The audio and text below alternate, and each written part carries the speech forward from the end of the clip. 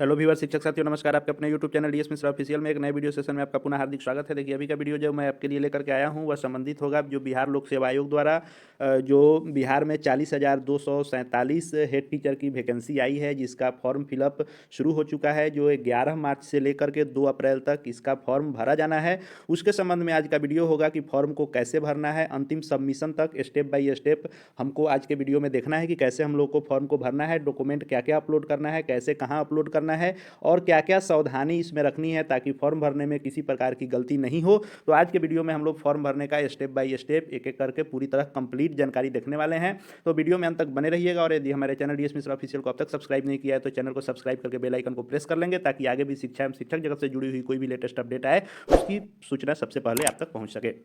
तो देखिए, सबसे पहले हम लोग बात कर लेते हैं कि इसके पूर्व में जो हमने एक वीडियो इसके फॉर्म भरने से ही संबंधित लाया था, उसमें मैंने उस वीडियो के माध्यम से आपको बताया था कि ऑनलाइन bpsc.bihar.gov.in पर लॉगिन करने से लेकर विज्ञापन संख्या कहां से सिलेक्ट करके आपको फॉर्म भरना है और रजिस्ट्रेशन की पूरी प्रक्रिया स्टेप बाय स्टेप हमने उसमें बता दी थी। यदि आपने उस वीडियो को नहीं देखा है तो उस वीडियो को आप निश्चित रूप से जाकर के देख लें। उसका लिंक डिस्क्रिप्शन बॉक्स में दिया हुआ है या हमारे वीडियो के प्लेलिस्ट में जाकर जहां हेड टीचर का सेक्शन होगा वहां से उस वीडियो को देख लेंगे, क्योंकि वह वीडियो देखना आपके लिए बहुत महत्वपूर्ण हो जाता है। क्योंकि जो शिक्षक साथी 4/2022 विज्ञापन संख्या के तहत 2022 में फॉर्म भरे थे, उनमें बहुत सारे साथी जानकारी के कमी के कारण गलत जो है अति कर पा रहे हैं, तो गलत रजिस्ट्रेशन की जो प्रक्रिया अपना ले रहे हैं उनको फिर से फी पेमेंट करना पड़ रहा है। जबकि हमने उस वीडियो में बताया है कि जो साथी पहले फॉर्म भरे थे उनको इस जगह से क्लिक करके कैसे अपने फॉर्म भरने की शुरुआत करनी है और पुराने रजिस्ट्रेशन नंबर से कैसे आपको ओटीपी मंगा के फॉर्म भरना है, तो आपका फी नहीं लगेगा। इसलिए आप उस वीडियो को देख लेंगे। साथ ही साथ जो नए हैं, जो पिछली बार अनुभव की बाध्यता या किसी कारण से फॉर्म नहीं भरे थे, तो उनको कैसे यहाँ से फॉर्म भरना है और जो पिछली बार फॉर्म भर चुके थे उनको यहाँ से कैसे फॉर्म भरना है, उसको मैंने स्टेप बाय स्टेप रजिस्ट्रेशन की प्रक्रिया की कंप्लीट जानकारी दी थी। और उस वीडियो के बाद जिन्होंने भी रजिस्ट्रेशन कर लिया है उनके लिए यह वीडियो है। तो पहले यदि आप रजिस्ट्रेशन नहीं किए हैं तो उस वीडियो को देखें और रजिस्ट्रेशन करें। और रजिस्ट्रेशन की प्रक्रिया जब पूर्ण हो जाएगी, ये 2 माध्यम हैं, जो पहले फॉर्म भरे थे उनका अलग लिंक से हो रहा है और जो नए फ्रेश कैंडिडेट के तौर पर भर रहे हैं उनका अलग लिंक से हो रहा है। वहीं पे गलती करने पर लोगों को दोबारा फी देना पड़ रहा है। इसलिए उस वीडियो को देख करके आप पहले अपना रजिस्ट्रेशन पूर्ण कर लें। रजिस्ट्रेशन जैसे ही आप पूर्ण कर लेंगे तो आपके मोबाइल पर और आपके ईमेल आईडी पर आपका यूजर नेम और आपका जो कोड आएगा पासवर्ड, उसको आपको यहाँ पर एंट्री करनी है। यूजर नेम और कोड जैसे ही आप एंट्री करेंगे, कैप्चा कोड को यहाँ पर डालेंगे और लॉगिन करेंगे, तो उसके पश्चात आपका यह पेज खुल जाएगा जहां पर डैशबोर्ड में आपको यहां पर दिखाने लगेगा आपका रजिस्ट्रेशन का। यहां पर पूरा डिटेल दिखाएगा। यहां पर हाइड किया हुआ है लेकिन आपका यहां पर शो करने लगेगा और इस साइड में आपका रजिस्ट्रेशन डेट और फी पेमेंट का डेट शो करने लगेगा। फी पेमेंट आप यदि नहीं किए होंगे, रजिस्ट्रेशन सिर्फ किए होंगे, तो पहले फी पेमेंट कर लेंगे, तब आपको यह वाला ऑप्शन आएगा एप्लीकेशन फॉर्म फिलअप करने का। यदि आप पहले वाले कैंडिडेट हैं जो 4/2022 विज्ञापन संख्या के तहत फॉर्म भरे थे, तो आपका हमारे बताए गए आप जो भी लिंक है उससे जब आप कर लेंगे, पुराने रजिस्ट्रेशन नंबर डाल करके जब नया रजिस्ट्रेशन आपका हो जाएगा और इस यूजर आईडी कोड नए वाले से ओपन करके जब यहाँ आएंगे, तो आपका पहले से फी पेमेंट भी शो करेगा और रजिस्ट्रेशन भी शो करेगा। तो आपको क्या करना है कि यह जो कॉलम है, चाहे नए अभ्यर्थी हो या पुराने वाले हों, दोनों को यहाँ एप्लीकेशन फॉर्म जो यहाँ पर आपको शो करेगा कि you have not filled up online application for written, तो इस एप्लीकेशन फॉर्म वाले पर क्लिक करना है, तब आपका फॉर्म फिलअप करने का पेज खुलेगा। जैसे ही इस पर आप क्लिक करेंगे, आपके सामने यह पेज खुल जाएगा जिस पर आपका पहले से रजिस्ट्रेशन में जो भी डिटेल्स दिया गया है वह ऑटोमेटिक शो करेगा। उसमें आपको पुनः सुधार एंट्री की जो है ऑप्शन नहीं दी जाएगी। तो आपको यहाँ पर आपका नाम, फादर्स नेम, महिला हैं तो उनके हस्बैंड नेम, माता का नाम, लिंग, जन्मदिन इत्यादि सब कुछ पहले से जो रजिस्ट्रेशन में आपने एंट्री दिया था वह यहाँ पर शो करेगा। क्या आप भारत के नागरिक हैं, बिहार के अस्थायी निवासी हैं, आरक्षित वर्ग से हैं, यह सब चूंकि रजिस्ट्रेशन में ही आपसे मांग लिया जाता है तो यह सब ऑटोमेटिक यहाँ पर शो करेगा। उसको पुनः आपको एंट्री नहीं करना है। मोबाइल नंबर, ईमेल एड्रेस इत्यादि, वैवाहिक स्थिति इत्यादि जो भी आपने रजिस्ट्रेशन में दे दिया था वह यहाँ ऑटोमेटिक शो करेगा। इन केस यदि जो पहले से किए हुए हैं, फॉर्म भरे हुए हैं और इस बार उन्होंने रजिस्ट्रेशन पूर्ण कर लिया है, तो उनको हो सकता है कि यहाँ पर आधार नंबर फिर से एंट्री करने के, तो जिनका जो कॉलम फिर से देगा एंट्री करने के लिए उनको वहाँ फिर से एंट्री कर देनी है, तो आधार नंबर यहाँ पर आप एंट्री कर देंगे। यदि पहले से शो करेगा तो उसमें आपको ऑप्शन ही नहीं आएगा, लेकिन अगर वैकेंट दिखा रहा है जो भी कॉलम उसको भर लेंगे। बाकी जो पहले से भरा हुआ दिखेगा इसका अर्थ है कि रजिस्ट्रेशन में दी गई जानकारी शो कर रही है, उसमें सुधार का ऑप्शन नहीं है। उस पेज के बाद जैसे ही आप यहाँ पर 7वें नंबर ऑप्शन के बाद आपको पहले से भरा हुआ पेज जो आएगा उसके बाद आपको क्या करना है कि इस नेक्स्ट बटन पर क्लिक करना है। नेक्स्ट पर जैसे ही आप क्लिक करेंगे तो यह वाला पेज आपको खुल जाएगा आपके सामने, जहाँ पर आपको अपनी शैक्षणिक योग्यता की पूरी जानकारी देनी है। साथ ही यह ध्यान रखना है कि जो फॉर्म फिलअप यदि आप खुद से कर रहे हैं, साइबर इत्यादि से कर रहे हैं, तो वो अपना समय का ख्याल रखते ही हैं, लेकिन यदि आप अपने लैपटॉप, कंप्यूटर या मोबाइल के माध्यम से फॉर्म भर रहे हैं तो आपको एक चीज़ ध्यान रखना है कि आपको जो यह समय मिलेगा सो 15 मिनट के लिए ही आपको खुलेगा। यह 15 मिनट में ही फॉर्म भरने की प्रक्रिया आपको पूर्ण करनी है। इसलिए सारा डिटेल्स पहले एक बार इस वीडियो को देखने के बाद जो जो यहाँ पर मैं बता रहा हूँ कि डिटेल्स लगने वाला है उसको आप नोट करके रखेंगे, ताकि आप दिए गए 15 मिनट में ही अपने फॉर्म भरने की प्रक्रिया को पूर्ण कर पाएंगे। क्वालिफिकेशन यहाँ मांगेगा शैक्षणिक योग्यता, जिसमें डीएलएड, बीएड, बीएड जो भी आप हैं उसका डिटेल्स, ग्रेजुएशन डिग्री, इंटरमीडिएट और मैट्रिक, इन चारों शैक्षणिक योग्यता का यहाँ पर आपको सब्जेक्ट देना है। चारों का सब्जेक्ट देने के बाद सेशन आपको देना है, पासिंग डेट देना है, इंस्टीट्यूट देना है कि कहाँ से आपने इस डिग्री को किया है, किस बोर्ड यूनिवर्सिटी से आपने किया है, यहाँ पर बोर्ड यूनिवर्सिटी का नेम देंगे। मार्क्स ऑब्टेंड, आपको कितना नंबर आया, फुल मार्क्स कितनी की परीक्षा हुई थी, परसेंटेज क्या हुआ, यह आपको एंट्री करनी है। तो यह जो डिटेल है सब्जेक्ट, सेशन या ईयर ऑफ पासिंग डेट और इंस्टीट्यूट, बोर्ड यूनिवर्सिटी, कितना नंबर आया, फुल मार्क्स कितना का था, परसेंटेज कितना है, यह आपको चारों के सामने डिटेल देना है, डीएलएड बीएड का भी, ग्रेजुएशन का, इंटरमीडिएट का और मैट्रिक का।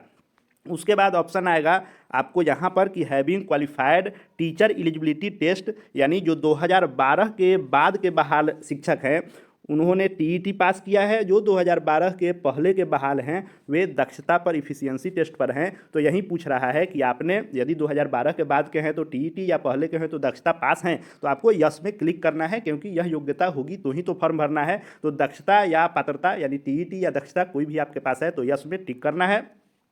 अगला जो आपसे पूछा जाएगा वह है टाइप ऑफ एक्सपीरियंस, अनुभव का पूछा जाएगा कि आपका जो अनुभव न्यूनतम इसमें जो 8 वर्ष मांगा जा रहा है हेड टीचर के लिए वह किस नियमावली के अधीन पूर्ण हो रहा है। तो नियोजित शिक्षकों का यह जो है 2024 जो संशोधित नियमावली है और 2020 से जो आच्छादित हैं, तो यह 2024 जो प्रधान शिक्षक नियमावली के नियम की बात की गई है कि 2024 जो प्रधान शिक्षक का नियमावली है उसमें जो स्थानीय शिक्षकों को इसमें शामिल करने का दिया गया है, यानी जो भी नियोजित टीचर हैं 2020 नियमावली से आच्छादित हैं उसके तहत आपका 8 साल है, या बिहार राज्य विद्यालय अध्यापक नियुक्ति यानी बीपीएससी के द्वारा, या बिहार विद्यालय विशिष्ट शिक्षक नियमावली 2023 के तहत नियुक्त हैं, तो यह तभी हुआ ही नहीं है। बाकी आपको जिनका भी 8 वर्ष का अनुभव होगा वह नियोजित के रूप में ही अभी 8 वर्ष हुआ होगा, इसलिए इस वाले नियमावली पर आप क्लिक करेंगे कि 2020 नियमावली के तहत नियोजित स्थानीय निकाय के शिक्षक के रूप में हमारी इसमें अनुभव है।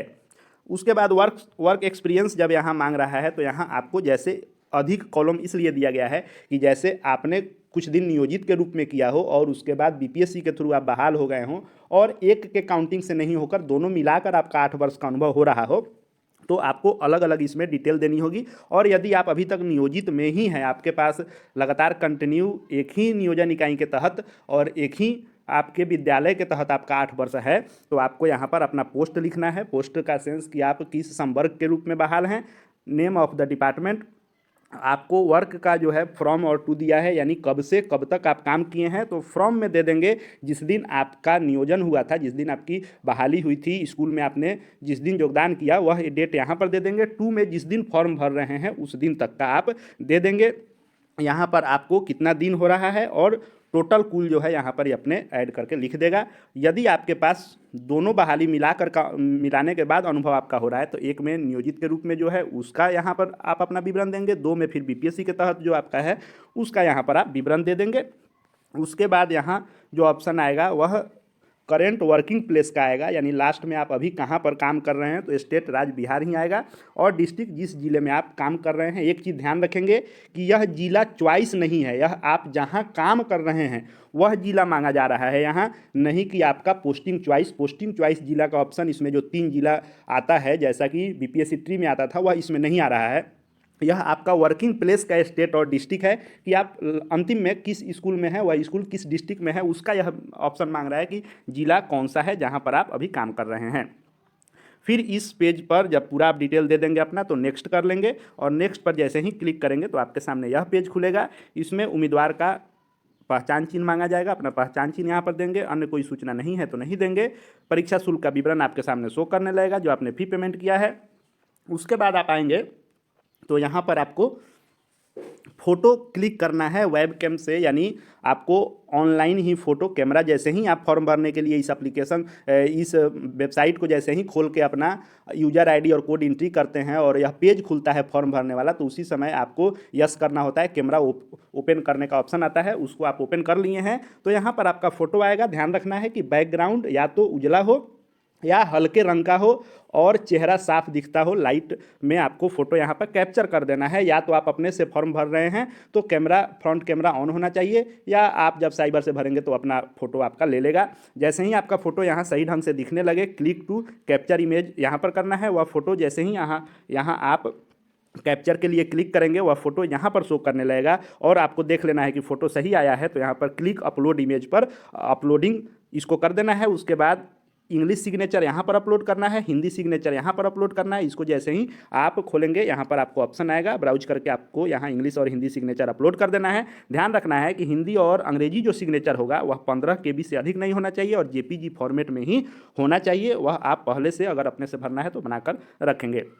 अब है कि डॉक्यूमेंट कौन कौन सा आपको लगाना है, तो जो भी डॉक्यूमेंट लगाना है वह 100 KB तक का ही होना चाहिए, इसका ध्यान रखना है। तो यदि आपको अपने से फॉर्म भरना है तो रिसाइज करके पहले सभी डॉक्यूमेंट को 100 KB के अंदर का कर लेना होगा। मैट्रिक का सर्टिफिकेट आपको या मार्कशीट लगाना है, जन्मदिन के प्रूफ के लिए एजुकेशनल क्वालिफिकेशन का सर्टिफिकेट, आपको शैक्षणिक योग्यता का सर्टिफिकेट यहाँ पर अपलोड करना है, और आपको एजुकेशनल क्वालिफिकेशन यानी शैक्षणिक योग्यता का मार्कशीट यहाँ पर अपलोड करना है। अनुभव का जो प्रमाण पत्र बनवाना है जिला शिक्षा अधिकारी के स्तर का, वह आपको 8 वर्ष अनुभव का जो प्रमाण पत्र बन रहा है उस अनुभव प्रमाण पत्र को यहाँ पर अपलोड करेंगे। SC ST हैं तो कास्ट सर्टिफिकेट करेंगे, अदर है तो आपको इसमें कुछ अपलोड नहीं करना है। डोमिसाइल भी in case of SC ST ही मांग रहा है, यानी SC ST के कैंडिडेट हैं तो आपको यहाँ पर अपना आवासीय भी अपलोड करना है। यदि BC या EBC कैटेगरी के तहत आते हैं तो जो आपका NCL होता है नॉन क्रीमिलियर, उसको जो है यहाँ पर अपलोड करेंगे। यदि आप EWS कैटेगरी के अंतर्गत आते हैं तो EWS का प्रमाण पत्र यहाँ अपलोड करना है, और विकलांगता कैटेगरी में यदि आते हैं तो विकलांग कैटेगरी वाले को यहाँ पर भरना है, और फ्रीडम फाइटर इत्यादि जो भी यदि आपके पास है तो यहाँ भरना है, नहीं है तो आपको इसको छोड़ देना है, स्किप कर देना है। आयु में छूट अगर आपके पास मिल रहा है तो आपको यहाँ अपलोड करना है, यानी जो भी आपके लिए रिक्वायर्ड यहाँ पर है उसी को अपलोड करना है, जो आपके लिए नहीं है उसको ऐसे ही छोड़ देना है। फोटो ID प्रूफ यानी आधार कार्ड सबको अपलोड करना है। ध्यान रखेंगे कि आधार कार्ड ही आप अपलोड करेंगे, क्योंकि दूसरा ID प्रूफ देने पर 200 रुपया बायोमेट्रिक के रूप में आपसे लिया जाएगा, इसलिए आधार कार्ड का डिटेल ही आपने शुरू में दिया होगा, इसलिए आपको यहाँ फोटो ID प्रूफ में आधार कार्ड अपलोड कर देना है। सभी अपलोड किया हुआ डॉक्यूमेंट यहाँ पर आएगा, उसको देख लेंगे। उसके बाद यह घोषणा पत्र आएगा। घोषणा पत्र के नीचे आपको सिर्फ क्या करना है कि यहाँ पर टिक मार्क कर देना है। जैसे ही आप यहाँ पर टिक मार्क कर देंगे, यानी आपने ऊपर दिए गए घोषणा से आप एग्री करते हैं, और प्रीवियस करके आप यहाँ से देख सकते हैं कि आपने कौन कौन सा डिटेल दिया है, और यह सभी काम आपको 15 मिनट के अंदर में पूर्ण करना है। यदि आप खुद से भर रहे हैं तो इस बात का ध्यान रखेंगे, और जब पूरा यह हो जाएगा तो सबमिट एप्लीकेशन जो नीचे में लिखा हुआ है यहाँ पर क्लिक करेंगे। सबमिट एप्लीकेशन पर यहाँ सबमिट एप्लीकेशन पर क्लिक कर देंगे, और सबमिट एप्लीकेशन पर क्लिक करेंगे तो वह पूछेगा कि आप इसको फाइनली सबमिट करना चाहते हैं, उस पर यस करेंगे तो आपका फॉर्म फिलअप हो जाएगा। और फॉर्म फिलअप जो हो जाएगा तो उसके हार्ड कॉपी को आपको क्या करना है कि उसको डाउनलोड कर लेना है। PDF में आप डाउनलोड कर लेंगे, उसको प्रिंट आउट करके अपने पास रखेंगे, क्योंकि भविष्य में जब आपका हेड टीचर में रिजल्ट होगा, आपकी काउंसलिंग होगी, तो वह हार्ड कॉपी आपसे मांगा जाएगा। तो फिलहाल कहीं भेजना नहीं होता है, लेकिन भविष्य में उसको मांगा जाता है, इसलिए उसको आप सुरक्षित करके रख लेंगे। तो पिछले वीडियो में हमने रजिस्ट्रेशन की पूरी प्रक्रिया को स्टेप बाय स्टेप बताया था, आपको वहां से पहले उसको देख लेना है, रजिस्ट्रेशन कर लेना है। यदि आप कर चुके हैं रजिस्ट्रेशन तो इस वीडियो से आप सहायता लेकर के फॉर्म को कंप्लीटली भर सकते हैं। प्रिंट आउट तक हमने देखा जे कैसे कैसे इस फॉर्म को भरना है। आगे भी प्रधान शिक्षक की बहाली से संबंधित हर एक आपके लिए जो उपयोगी महत्वपूर्ण वीडियो होंगे, लेटेस्ट अपडेट होंगे और तैयारी से संबंधित वीडियो भी आपके लिए आते रहेंगे। इसलिए हमारे चैनल से जुड़ जाएंगे और हमारे चैनल को सब्सक्राइब करके बेल आइकन को प्रेस कर लेंगे। साथ ही साथ किसी भी चीज़ का PDF इत्यादि प्राप्त करते रहने के लिए हमारे Telegram channel DS Mishra official, जिसका लिंक इसके डिस्क्रिप्शन बॉक्स में है, उससे भी जुड़ जाएंगे। और फॉर्म भरने संबंधी कोई भी कठिनाई आपको हो रही हो तो इस वीडियो के कमेंट बॉक्स में आप अपना प्रश्न छोड़ देंगे। निश्चित रूप से आपके हर प्रश्नों का जवाब मैं देने का पूर्णतः कोशिश करूंगा। इस वीडियो को देखने के लिए आपका बहुत बहुत धन्यवाद।